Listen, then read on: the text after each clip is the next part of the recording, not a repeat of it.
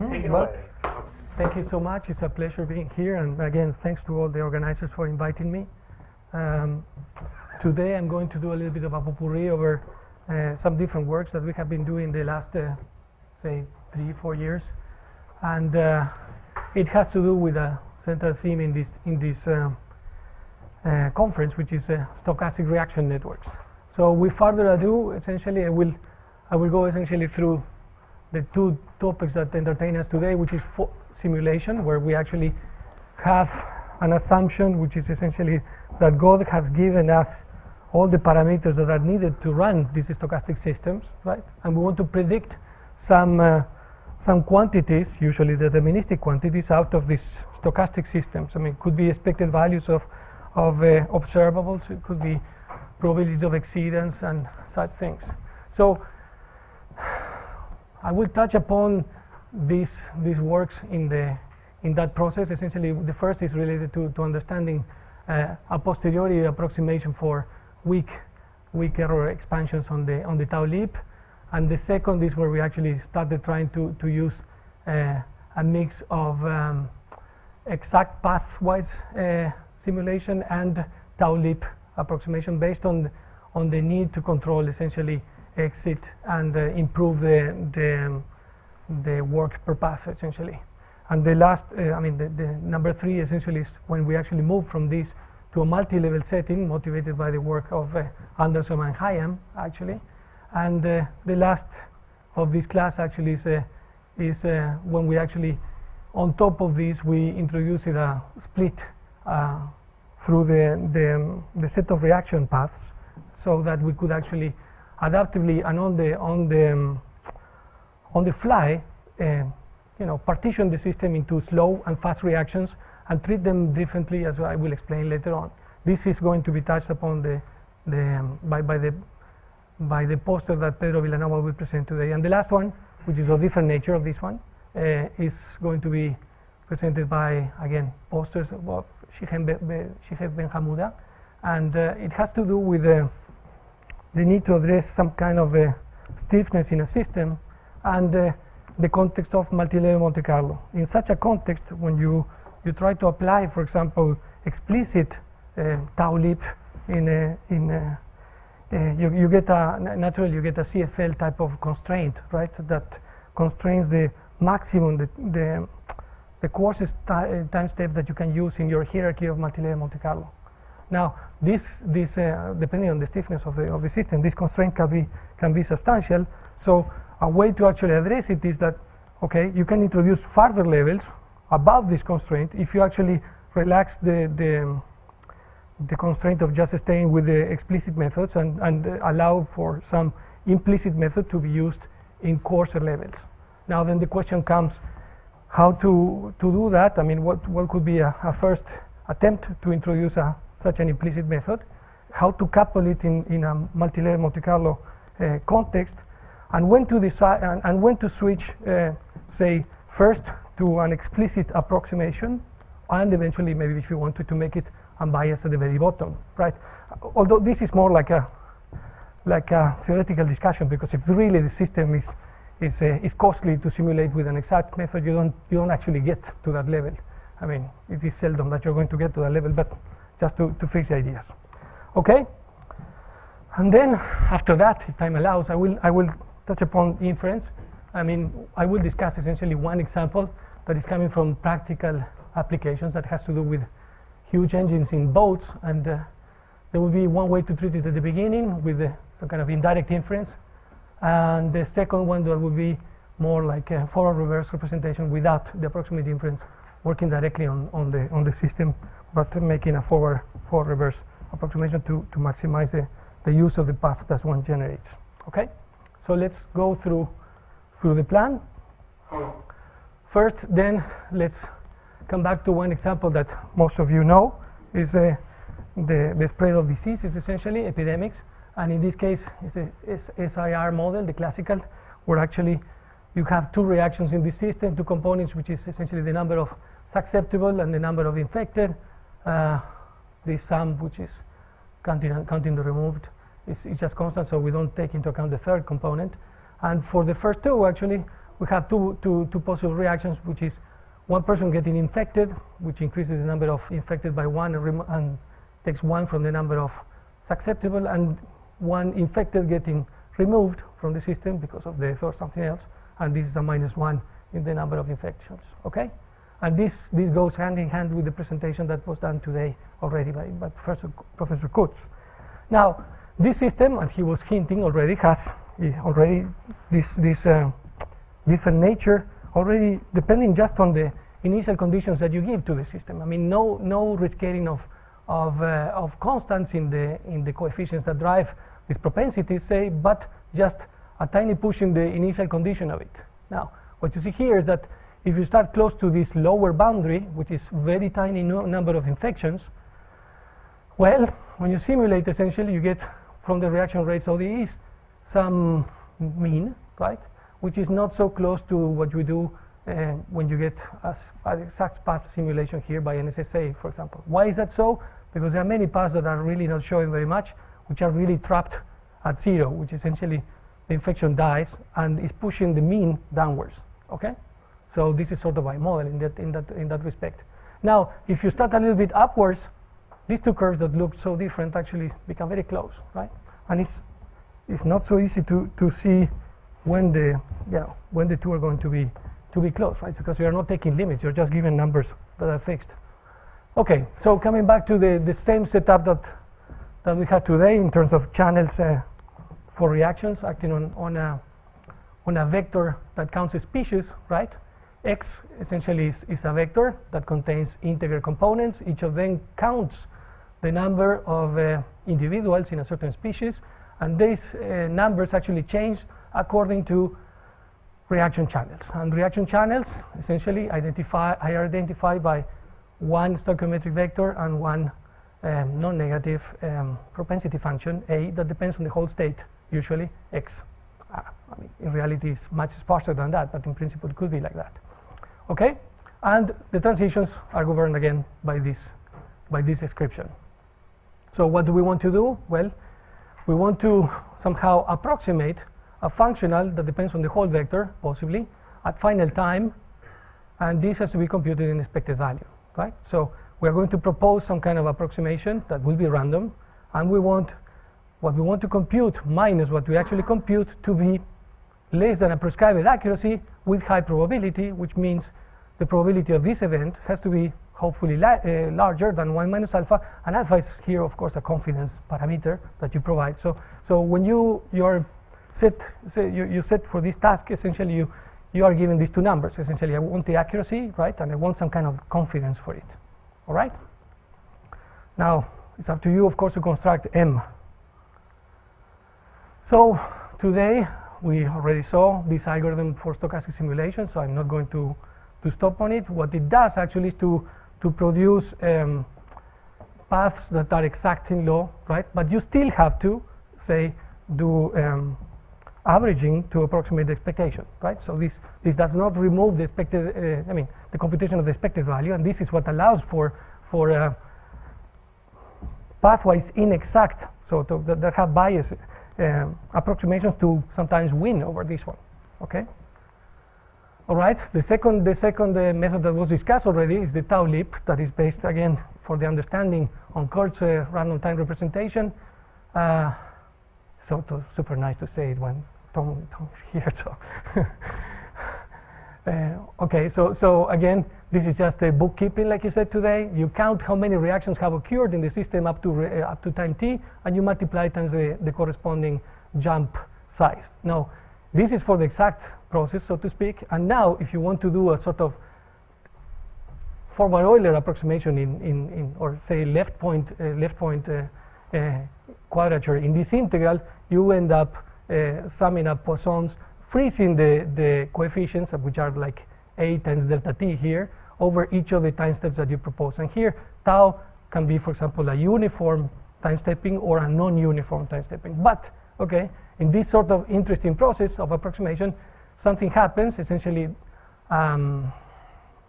qualitative property actually that is enjoyed by this, which is, for example, never to become negative, say, in its components, because it's counting essentially. is not fulfilled by the approximation. Okay, just easily because these bosons can get as large as you want with a very tiny probability, but still you don't have almost sure control on this. So you need to take into account that somehow if you can.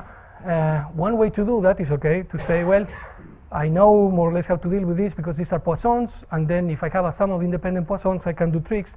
Essentially, the idea is that you can control this by Markov inequalities. I mean, because you have exponential moments, and then you connect this with the moment generation function. This is just for one single reaction, if you wish, and this was already very known by Clar and Glynn and others, right? And when you go and look at such bounds, right, on how much this Poisson is going to jump, provided the size of lambda, which in this case lambda represents a times delta t, right? You see that actually for large values of lambda, a Gaussian approximation is pretty good, right? But when you go smaller and smaller into this lambda, which is less often jumps, if you wish, the Gaussian tends to usually say that the process or this Poisson will jump much less than what it actually does. Okay, so we want to be conservative in that respect, and we actually do this. I mean, one can do the Clar bound, which actually works with a single reaction. But if you work with the Chernoff, which is what we did, you pay a little bit of price in terms of efficiency, but you still have something that that gives you a way to control this probability realistically. So how do you do that again? You're summing independent Poissons. You work with each of the components separately, right? You try to ensure that each of the x's is not going to go negative. So you have to look into these sums and actually control the corresponding distribution of it, so that you can choose the tau, and then this event actually occurs with a prescribed probability delta that we can actually connect later on with the quantity of interest we want to compute. Okay, so essentially you're going to prescribe some kind of budget of approximation for the effect of these jumps outside into the final quantity of interest, that they will prescribe essentially the delta, and with the delta you will prescribe the time stepping that you have to do. All right, and actually you could say, okay, but maybe that is not that bad, at least for the tau leap. Well, if you get close to boundaries, actually, which means n here is just how many jumps you're far from exiting. If you're far from an exit, say already 5 steps away from an exit, you see that you have this very nice decay when you plot the probability of going out versus lambda. But as you go closer and closer, the decay is not that small. And if you just want to enforce this property of not going out, or at least the effect of it over the quantity of interest you want to compute, this expected value of g of xt, well, then you must pay a price that maybe is a little bit too much. I mean, examples, you can draw examples and write them, and they are not cooked up, and you end up that if you're close to this boundary, essentially the tau, sort of the standard time step that the SSA, the exact pathways algorithm will take versus the Chernoff could be as order of order 1000. So this means that closer to the boundary, right, you prefer this SSA versus the tau leap, and this actually motivated us to actually provide this hybrid method that actually, based on cost, decides whether to switch from the tau leap onto, say, modified S reaction or SSA, say.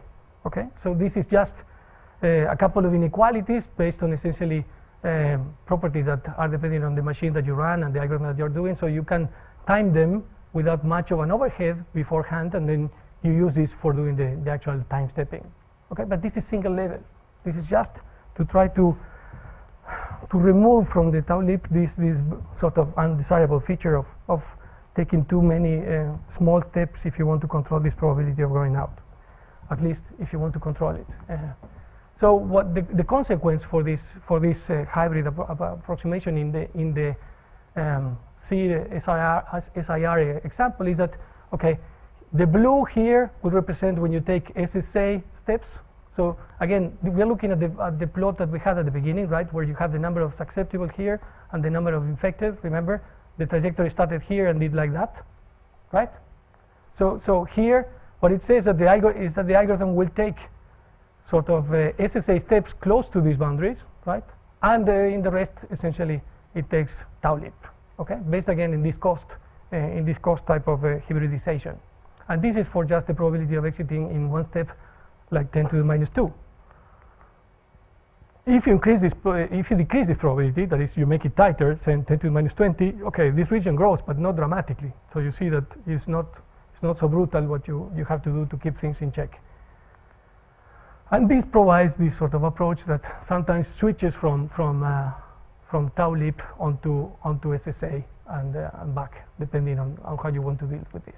So in this single level approach, the estimator, this mysterious M that was showing at the beginning, right, that we wanted to enforce accuracy and confidence for, well, it's just an average of this quantity of interest evaluated on the approximate path. This is a hybrid, right?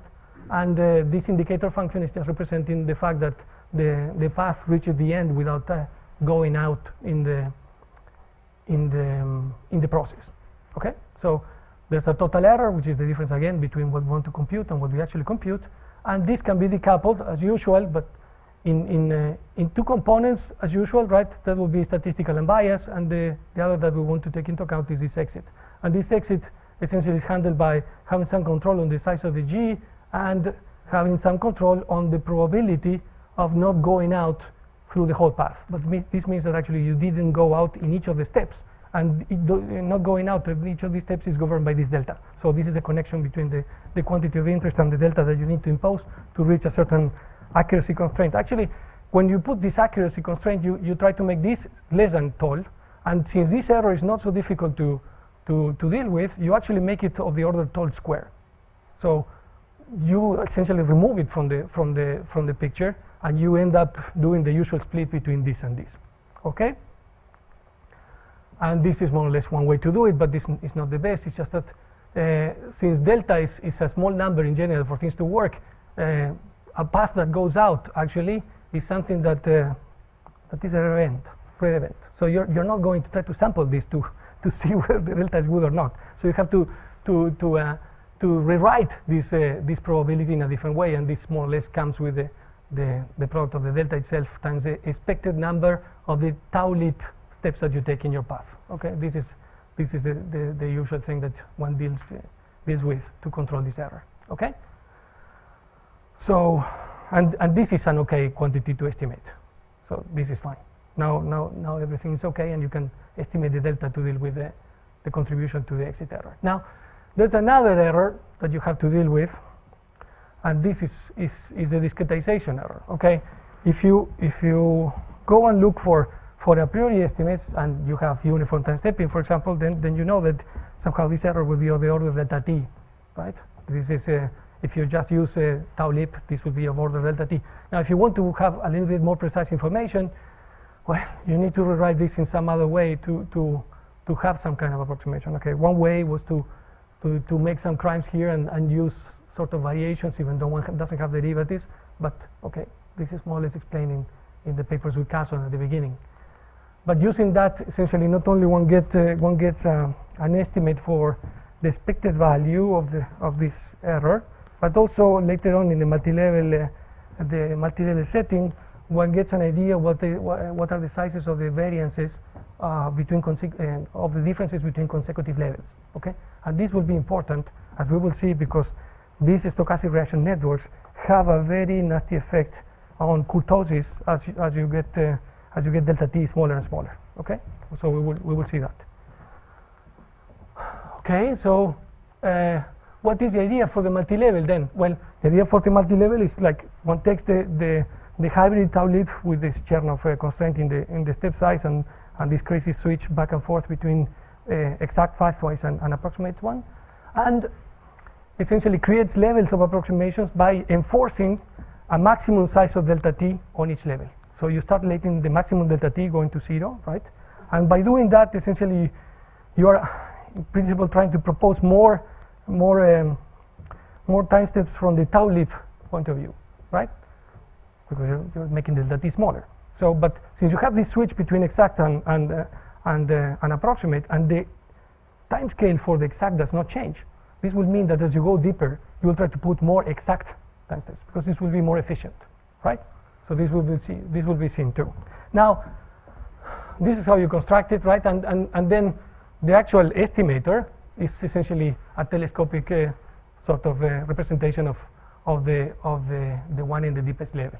This is nothing strange, and again was inspired by the coupling on that produced by Anderson and Hayam, and it was an idea that was used also in another setting by Tom himself.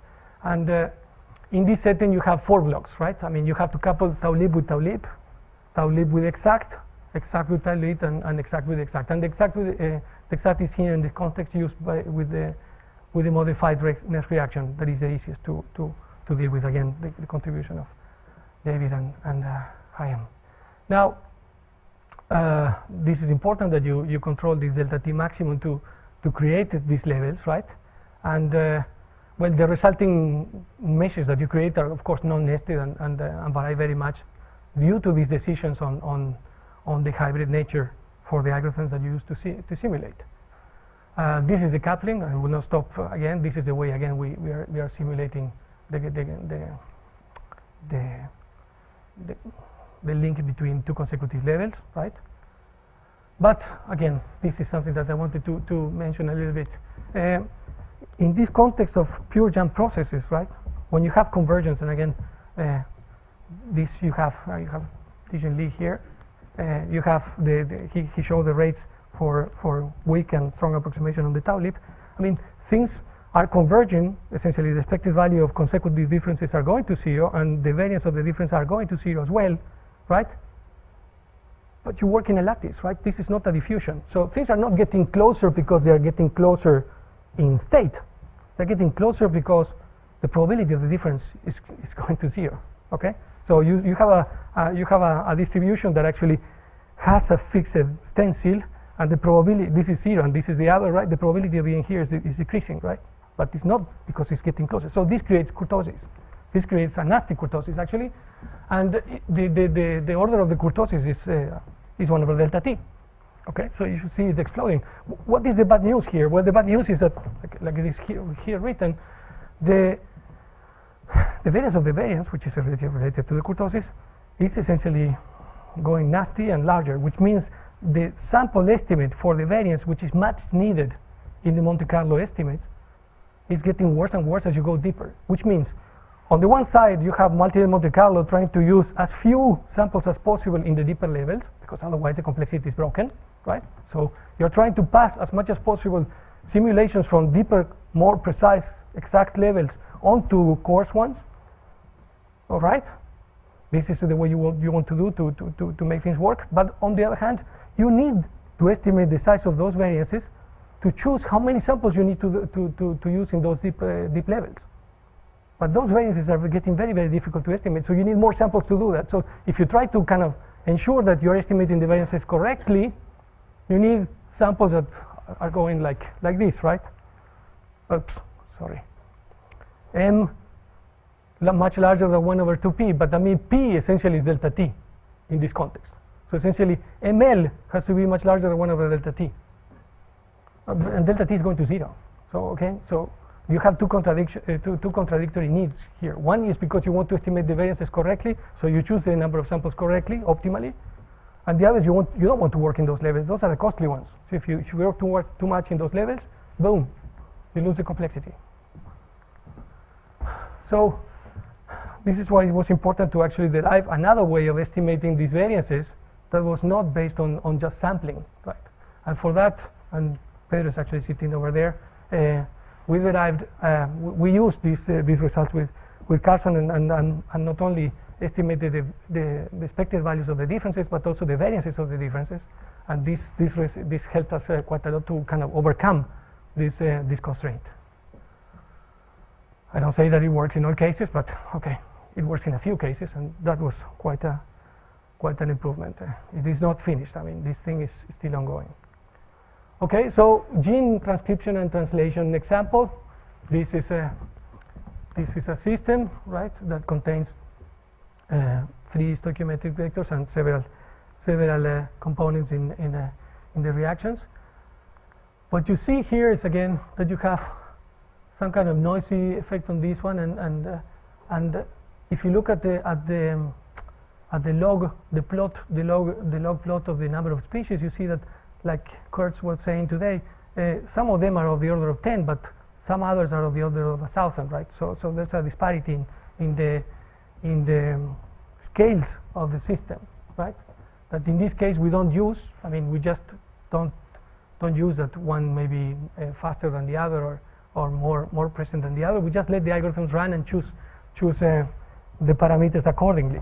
So what do we compare here? We compare again the error bound that we actually try to prescribe in terms of the actual work that we have to pay for it. So problems that are easy are those that have an error bound that is large, right? And as you make the error bound smaller and smaller, well, of course, the actual work increases. So in here you see an exact method, essentially exact pathways, right? But you still have to sample, so you have to pay for it. And essentially the complexity is of order tau to the minus 2. Why? Because essentially you want to enforce an error of size tau. You have a discretization error that is non-existent, right? Because you have no bias, and only statistical error, which is each path costs 0.01, maybe large, but 0.01, and the m that you need to solve, I mean the number of samples that you need to solve is O of tau to the minus 2. Okay, so boom, you want something that stays tau to the minus 2 and doesn't go beyond that. Now, if you do a hybrid single level approach, well, when you work with relatively large tolerances, you win over the SSA, right? But as you get deeper and deeper in smaller and smaller tolerances, say, what happens is that the algorithm finds more efficient to take more exact steps versus less tau-lib steps, okay? Because the tau-lib steps will be more costly as you go deeper. And what happens is at the end, as you go deeper and deeper and deeper, this becomes essentially the same as SSA. It chooses everything. So there's no gain. Now, there is a gain still, and this is consistent, and still is tau to the minus 2, so you still get a variance reduction properly. There is no change in complexity, just in the constant, if you use the multi-level hybrid in this case, okay? Because you can still move realizations from coarse levels to finer ones, the opposite, finer to coarse, and gain in the constant of this complexity, right? That is quite good, and these paths that are used here are hybrid, and they're still in this hierarchy, using for the bottom levels something that very much contains most of the time steps based on the exact paths, and the rest of the things increasingly contain more and more tau-lib ones. All right, so these are the good news. Second thing in this direction, and working on the same example, is just sort of a small advertisement. It is about a library that is soon hopefully coming out. It's MIMC lib. What is the motivation for this? Well, essentially we wanted to have some library that deals with multi-level and multi-index approximations, and we tested it already in Ito stochastic differential equations, stochastic particle systems, PDEs for random coefficients, and stochastic reaction networks, as you will see. I will just show you the same example, GTT. So stay tuned, this is coming hopefully. This is based on these 3 other papers that are not really pure jumps or stochastic reaction networks. They are just general approximations for multi-level and multi-index approximations. Okay, so this was developed through the years, and the main developer actually is Abdullah Haji Ali, who is defending the PhD in May 2016 and coming to, well, Oxford. This is not maybe the right place to say it, but as the Hooke Fellow after that. So when you run these things, and this is again the GTT this is a computation that Pedro did actually yesterday, so he was running until late.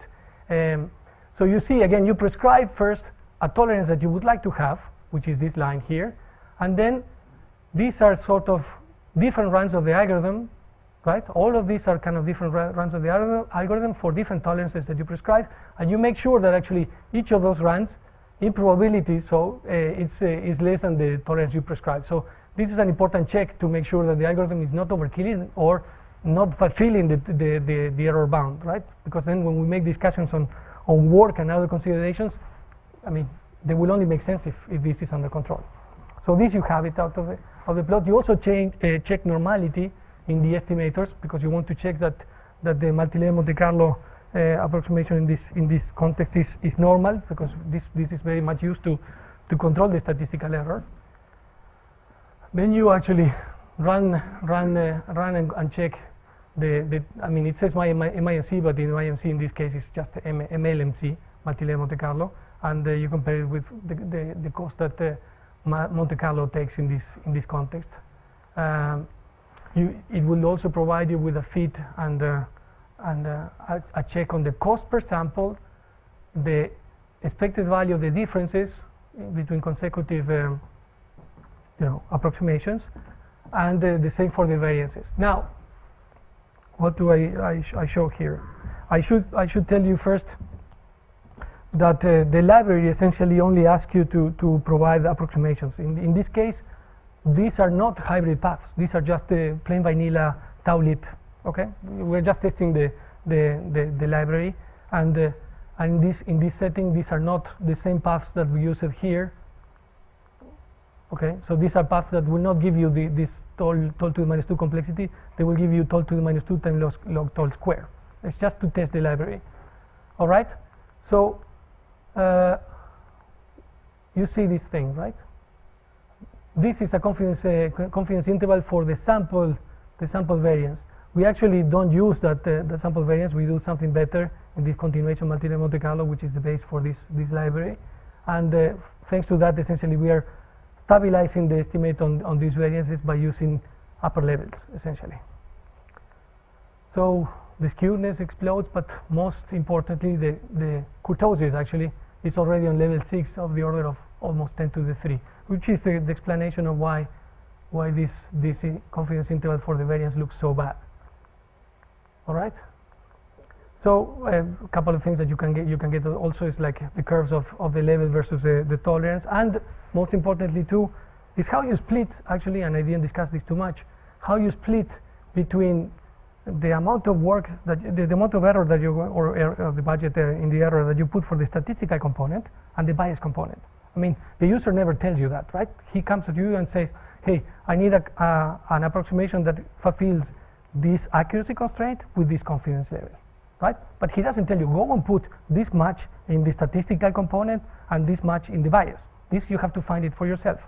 Now, in one of those papers, I mean, there's an asymptotic theory that sort of gives you the optimal splitting between bias and the statistical component given the basic parameters on the error and the work. And this is this line, dashed line that is here. These other points that are here are what actually the algorithm is actually choosing. This is sort of a greedy algorithm, this continuation multi-level Monte Carlo, and you see that they are not far from the two.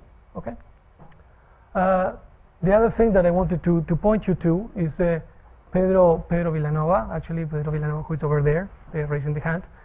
He's having a poster on this idea that I was saying at the beginning, the reaction splitting among the channels, and this reaction splitting varies with respect to time because the states may change with respect to time. So at a given time, a reaction may be slow, and at another time, it may be fast.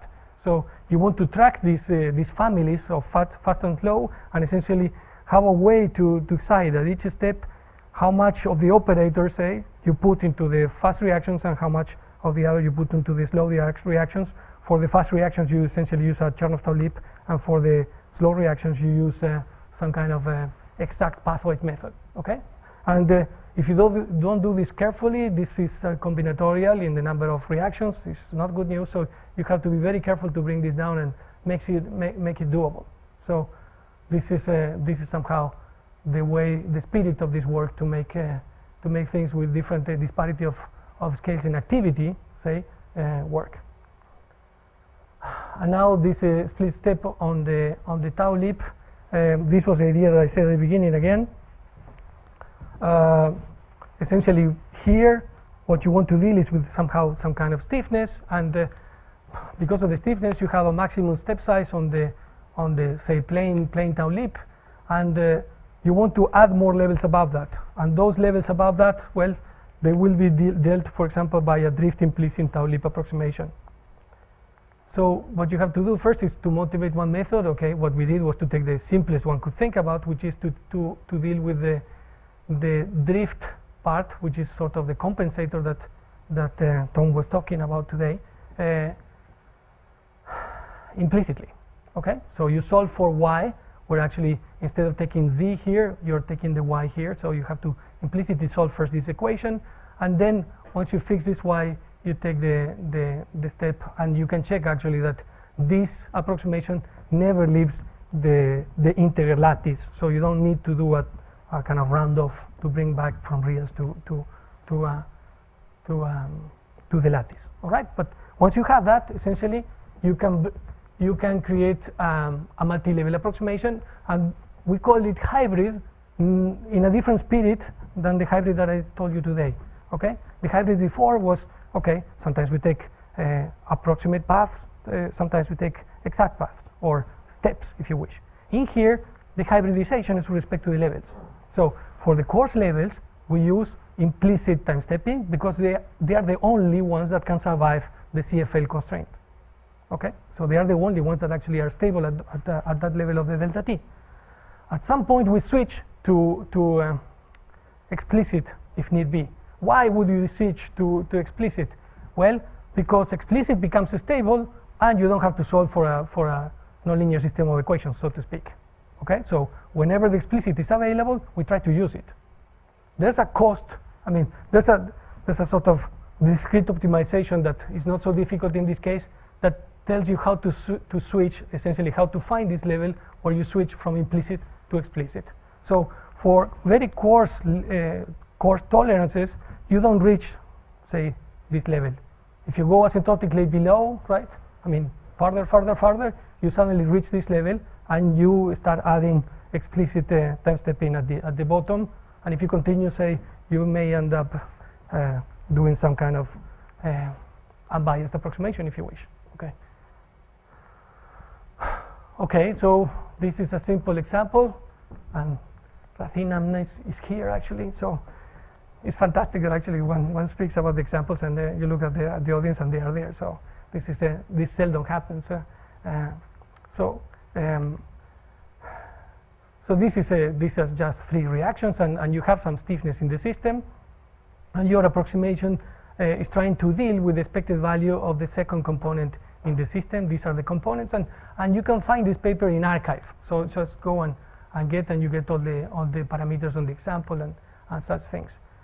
So if you go and run, say, the multi-level based on the explicit, say, and the sort of drift implicit or split step, if you wish, I think after a nice referee suggestion, we actually changed the name to hybrid split step implicit, okay, which is more, I mean, describes better what is going on. If you do that, actually, for different tolerances, you end up with a gain of a factor 50, essentially, on the work from doing the explicit time step it to go and use this hybrid implicit approximation. Okay, so this again is to show that the rates are correct, but I mean, it doesn't add to the previous thing. So I'm really trying to get to inference, not so easy here. So again, there was the hybrid Chernoff that I talked to you about, that we simulate the hybrid couple pairs. This is important. We dealt with the large kurtosis problem. This is important too in this context of stochastic reaction networks. It's fundamental actually. And then, well, Pedro can tell you much more about reaction splitting, and Shiheb can tell you much more about this implicit and explicit hybridization. So, an example of a stochastic reaction network modeling a very applied problem. The applied problem is friction in mechanical systems. In this mechanical system, essentially, you have engines that are inside of these big boats. These engines can be much larger than a person, actually, and they are very, very costly. So what is the deal here? When should we send the ship for maintenance? These things are extremely costly. Okay, so you want to have them working as much as possible. And sending to port means that you're going to spend a lot of money for repairs, and you don't want to do that unless you're obliged to do that. Why would you be obliged to do that? Well, because you have an insurance. And the insurance says that if an accident happens, they will look at the thickness of a certain protective layer. If the thickness of the protective layer is below a certain threshold value that is agreed in the contract, then you're not paid because you overused the boat. Okay, and they are clever. They're checking that. So what you want to do is to try to find how many hours are left in your boat actually before sending it to port. Okay, and you don't want to use less hours than what you can. So you want to have some confidence on what you do. So you have measurements. Essentially, the boat comes to port and they measure this thickness, and essentially they see that this wear starts accumulating in a very sort of stochastic way, and it goes, of course, monotonically with respect to the operation time. But it does not work very deterministically, so to speak. Okay, so these are the data that you have, and then you need to make an approximation. So you say, okay, my system evolves in continuous time. My measurement device has finite precision. It's a caliper, so it can only measure in a lattice. So what could be the system that I could use to model what is going on? Well, if you assume that there are not history effects, that should be a time-continuous Markov chain. And a time-continuous Markov chain in this case is a stochastic reaction network. Now, what you have to find out is how many reactions are in the system, really, right? And which are the propensities that, that accompany them, and of course the size of the noose, which are the jumps, right? The jump sizes. So this is the inference about. Okay, so after systematic model selection, we actually found that there were 2 such reactions, and we needed to find, and they were linear actually in the size of this wear.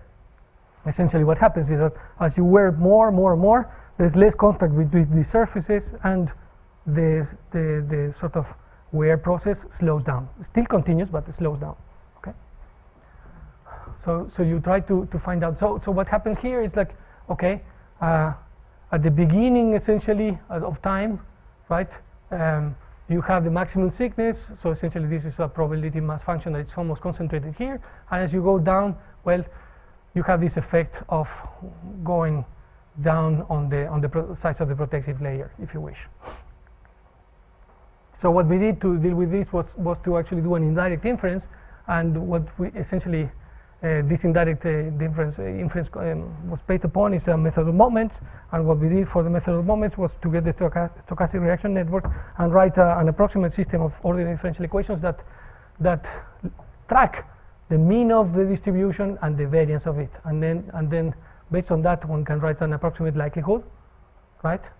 That assumes independence in time between measurements, which is not correct, of course, right? But it works in this context. Why is that enough in this context? Because we are not measuring very frequently in time. If we would be measuring very frequently in time, then the correlations in time would be non-negligible. And actually, we have applied this technology also to fouling processes. I mean, where you have sort of thicknesses of bio layers and things inside of tubes, actually heat exchangers. And they are measured almost continuous in time. So you have to actually use the covariance in time, which we used to, okay? But this is not central in this context. What is central in this context is that you can actually write down a very fast way of doing a likelihood, and this, you pass it to an optimizer, and boom, very quickly gives you back very nice parameters. And actually, you have to be careful on how much you represent how much information you put in this likelihood, because if you don't put, say, enough in this likelihood, say you propose just, for example, 1 jump instead of 2, then you may have an identifiability problem. But okay, we finally did that, and the red dash actually is a 90% confidence band on the correct model, say. Okay, so that encompasses quite well the data, and because of that, just by using this sort of master equation, if you wish, in this context, if Kolmogorov forward, one can answer the motivational problem, essentially, which is how likely is that you're going to hit within a given operational time a given threshold, which in this case is a level B equals 1 millimeter, I think. Okay. Yes. Okay. So the last one, and I'm just trying to jump really fast on this is the following. One doesn't use a moment approximation. One essentially says, okay, I need to do, for expected maximization in my likelihood, I need to use an augmentation process in my data. Okay, so I need to sample bridges. But when I sample bridges, if I just do it naively and I try to run forwards my system, I seldom hit the second point. So what one does in this context, and it's not the only way to do it, is just to create a forward reverse representation, which essentially says run your forward system up to time t/2.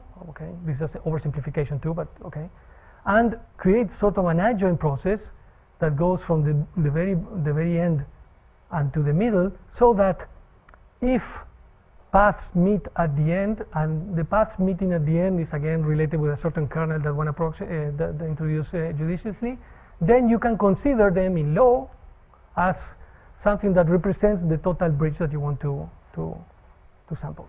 Okay, and it's much more likely that you will find when you sample independently from here and from here paths that will meet in this way than when you try to actually send paths from here to there. Now,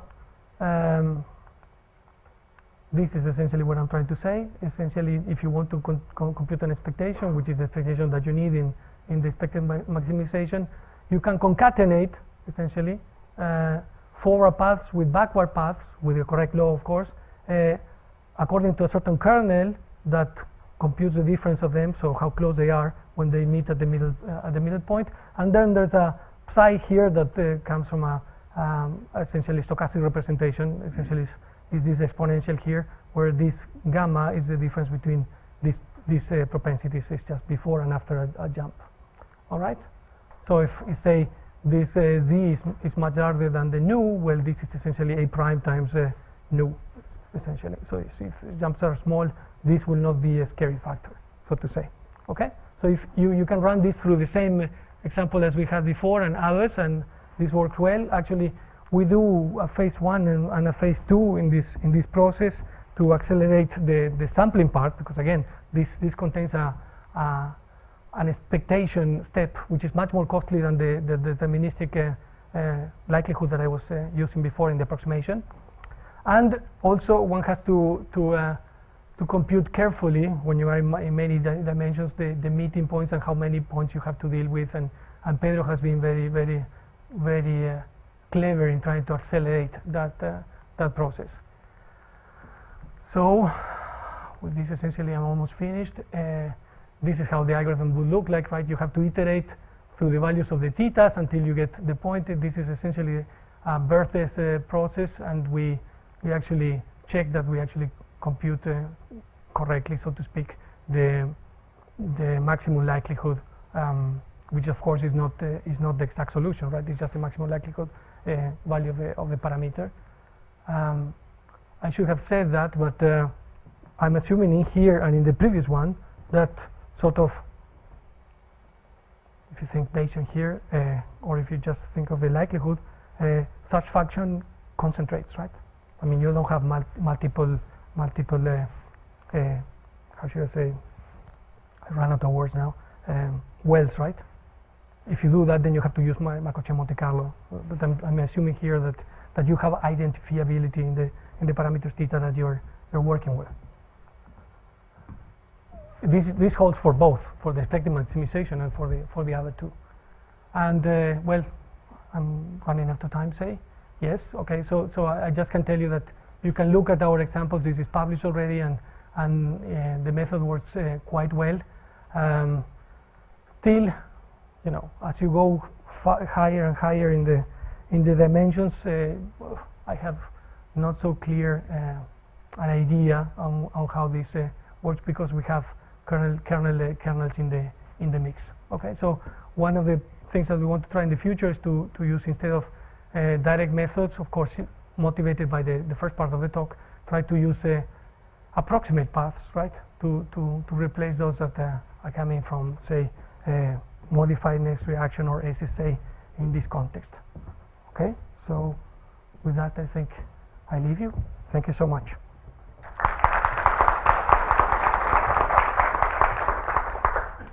So, is there here? Can you start have enough power into monitor a question? You want to start setting up for? Yeah, that's it. Yeah, just a comment. Maybe you can comment on that. I mean, you said in your stiff element C that there is no. It's also a comment to the audience. I mean that there is no way of going on the core step explicit. But I mean, I think you know that there is way to go explicit on the core step. No, I was referring to the vanilla tau lip. Yeah. No, I don't. General comment. You can. I should have mentioned the tau rock, right? At the OD level, at the SD level, at the tau lipping level, you can stabilize your method with explicit stabilization. I think you have less issue with switching from implicit to explicit, and so there is an alternative, I would say, that in some regime will work better, in some regime less good, but this is something that is quite unknown in many communities. Yes. That you can solve heat equation without CFL constraint with explicit method. Yes, you have to split differently. So what we did in this example was to try the tau rock, and it's actually we put it in the paper, and we found, at least for the examples that we had, that in this case the drift implicit was faster than the tau rock, and this is why we use it. Well, this was one of the reasons why we used the drift implicit. Somehow it was also easier to couple two consecutive levels, at least for our mind, with these approximations than with the tau rock. I cannot say that it's impossible to do that, it's just that we didn't do it. Okay, so it's a different approach. So the motivation was twofold. One is that we didn't couple the tau rock, but also when we compare the single level, the drift implicit was a valid approach in terms of still paying for the Newton step, but this is getting a faster one. Example dependent. I have found that example yes. I'm just telling you in the examples that I took from the literature, this was the case. I agree.